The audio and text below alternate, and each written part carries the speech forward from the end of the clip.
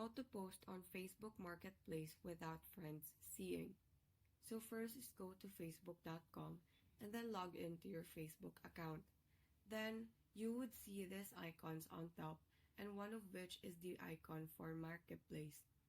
So just click this icon for Marketplace, and then in here you would see all of the products up for sale.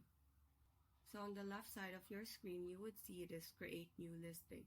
So click this button, and then you would be provided with 3 options. So any of these options will lead you to the same tab. So for this, I will be selecting this item for sale. And in here, you should upload the photo of the product that you want to sell. To upload the photo, just click on this box here. And in here, select the photo of that product. And then input the information regarding the product.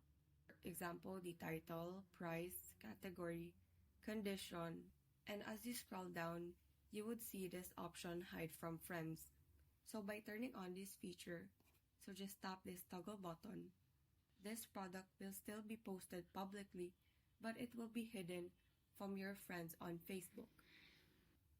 So once you're done putting all the information regarding the product that you are trying to sell, you can now hit this next button and then click publish. And so that is how you post on Facebook Marketplace without friends seeing. Thank you and have a great day.